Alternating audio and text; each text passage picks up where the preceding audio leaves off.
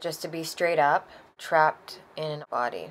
I would have to say that I've always felt like that my whole life.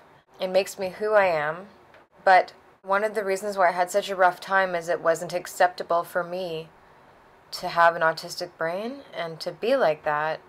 I always liked dolls. I always liked girly things. Like, I would say, for him, it was like the wheels on trains. For me, it was like the dress on Alice in Wonderland. You know, I had the fixations, even though they were feminine. As I got older, I became a little bit tomboyish, though, and I liked Mario and Sonic and Batman, and then, you know, I became a bit more like animus as I got to be around 7, 8, and 9. When I was really little, I was quite girly, and I don't know exactly what changed. Well, I wasn't super girly. I've always had this thing where if you know, I'm feminine, I prefer to do feminine things, but I like some boys stuff too, and if I do, then that's what I like. You know, I haven't been like, oh, that's a boys thing, I can't do that. I just do it, you know, like, for example, I like shooting games, you know.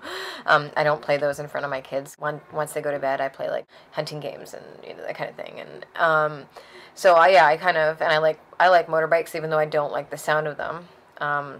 If I wear ear guards, then I like to go ride on one once in a while if I have the opportunity. The one driving, of course. But yeah, so, anyway, that's a symptom of autism, apparently, is to be animus, to sort of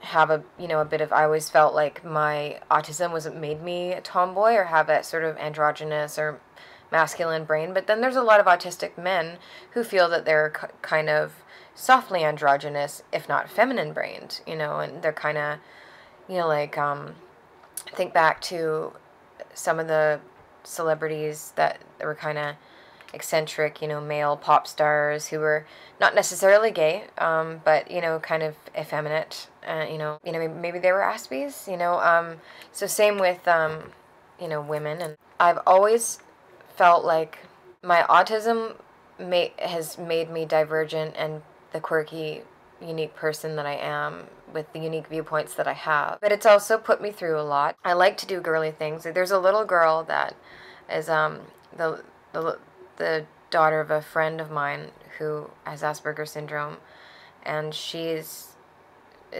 frustratingly, they're not giving her the diagnosis that she deserves, and that's all part of the crap going on right now with the DSM garbage. But anyway, this little girl, they're giving her like social communication disorder, it's just a bunch of crap. But anyway, this little girl is such an Aspie, and I'm so eerily reminded of myself.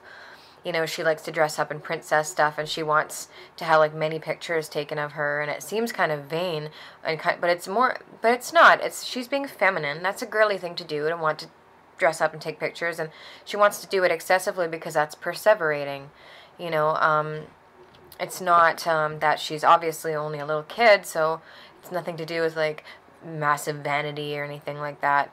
I perseverated over like makeup and clothing and, you know, designing and stuff. I also like to really express myself, and, you know, there's nothing wrong with wanting to dress up, but I take it to an autistic level, you know, the execution of it is autistic. Behind me is my collection of clothes, and they're all sorted by theme, and, you know, and I said in my video, I'm not a typical girl. I go shopping by myself because I'm just too much for a neurotypical girl to go shopping with. Almost, I have to go shopping with another quirky buddy, and even then, I'm a bit much. I like to sort of, you know, treasure hunt in thrift stores, and I like to sort of find unique pieces, and I'll talk to the retail store employees about the details, like, oh, that seems like a circa like 1929 like flapper style, and I'll get all into like the history and get like really eccentric and deep, and they'll just be like, yeah. I can't help it. My autism makes me very much a deep thinker. I question the why of everything. Sometimes I miss stuff because of my processing or whatever, but ultimately I'm a very deep thinker, and I'm very artistic and very girly, but the way that I express that is pretty eccentric and pretty, you know, artsy. I'm your proverbial, like, eccentric artist. You know, like I said, I'm very much an artist. I'm primarily an artist more than a writer. I just did this whole blogging thing as a sort of therapeutic, you know, self-actualizing deal after I discovered my autism, and it turned into something. But I've always been a person who loves to create and make ornaments and design and do pop art, and I have my own style of art too. So yeah, I grieve not being able to relate, or feeling kind of alienated from other girls. I felt alienated even from my own mother, and I always craved that sort of, I wish I had like a cool Aspie mom. It's hard when you have a same gender parent that you don't really connect with, and there's a lot of reasons for that, but that's I'm very much a girl, but I'm very autistic about it, and that really sets me apart from other girls. And it's been rough because my expression of autism and is very femininely based, and autistic traits in females are poorly understood and often misdiagnosed, mistreated, and it's just horrendous how bad it is. The discrimination that has occurred against women who are unknowingly on the autism spectrum is horrible. We've been accused of having personality disorders, mood disorders, narcissism, like everything. And we take all of our pain in more than the guys do. We don't act out. We hurt ourselves more so. We develop eating disorders and depression and, obsessive compulsive and phobia. That can appear to be like borderline personality and all. It's just the lack of understanding and support there is for girls because of the way that we mask our traits is ruthless. It's honestly ruthless, and society needs to develop more understanding for girls, because it makes me emotional to think about how badly so many women who are unknowingly on the spectrum have been hurt, abused. Abusive relationships are a big one. Sexual exploitation is a huge one. Especially in developing countries, but even here too. You can imagine girls on the spectrum, how naive we are and lacking in the picking up the social nuances of danger and predatorial behavior, how bad of a combination that is. Too personal for me to elaborate on. Even saying that I've been through stuff is really kind of pushing it. But it's something that needs to be talked about. I don't want to think of it like I'm trapped. I'm thinking of it like I happen to have an autistic brain. I was born like that. I didn't choose to be born like that. I just was. And I've suffered throughout my life because of it, because of being female and being autistic. I'm not saying males don't suffer too. A lot of autistic males suffer, especially the autistic males that are more feminine or gay as well, like either effeminate and straight or gay. There are a fair bit of autistic people who are gay, higher incidence of homosexuality in the autistic community, and bisexuality as well. It's just because of our, I guess, the anonymous gender thing that we have. So yeah, effeminate autistic males, whether they're gay or straight or bi or whatever, get the same sort of similar kinds of misjudgments and mistreatments. I have a few Aspie male friends that I feel that they identify more with the female traits, and they usually get, just like women do, ADD and personality disorder and all this other garbage. I try not to get too emotional about these things, but, considering the amount of injury that I know occurs to people like me, and, if, it's saved from my biography, what I've been through, I mean, trust me, I'm speaking right from the horse's mouth. So, yeah, I am a girl, and I'm autistic, and one day I hope society's going to understand what that means instead of treating us like crap.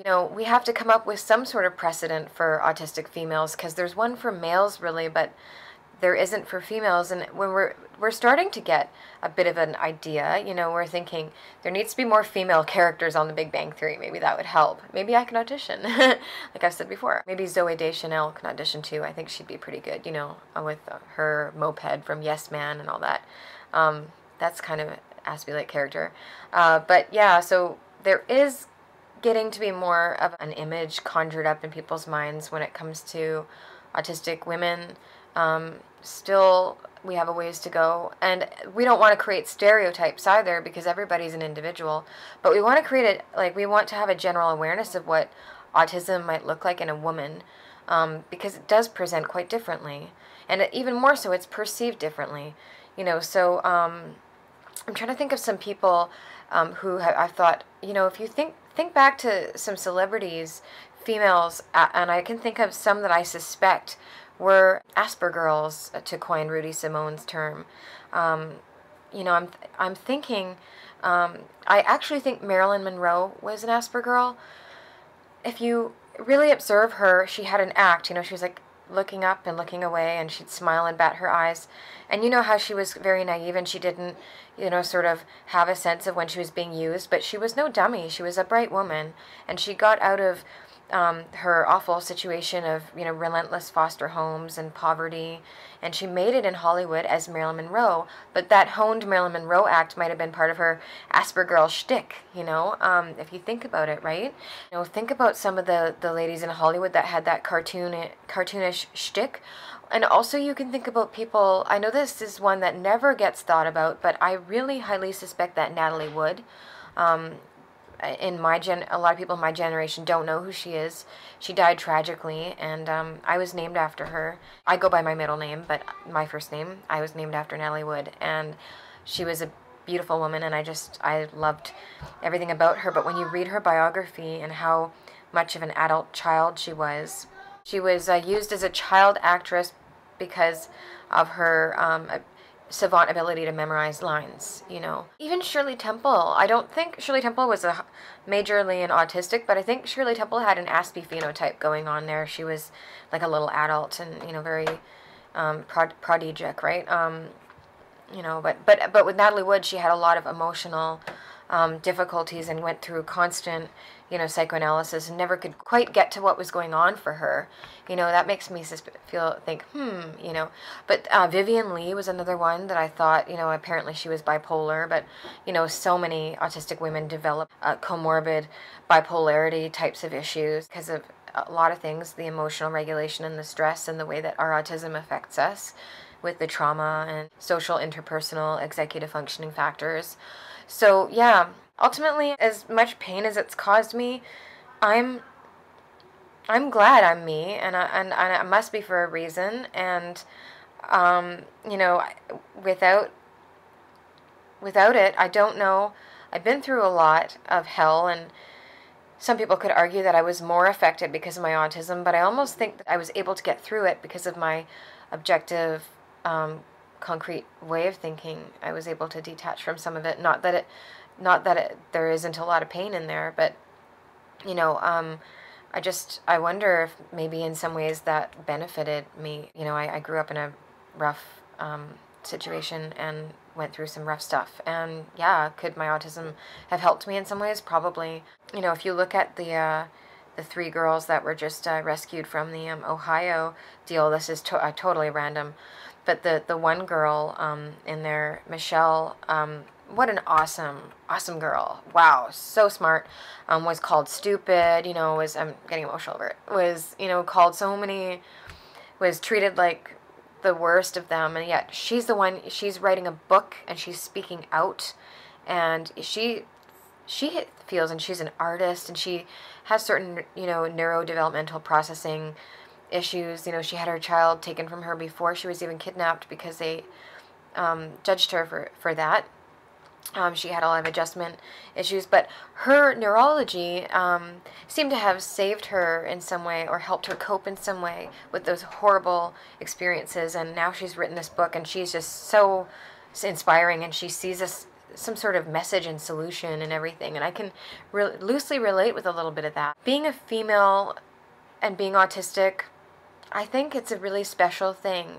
We go through a lot of pain. A lot of us have lost our way, and a lot of us have been harmed to our deaths.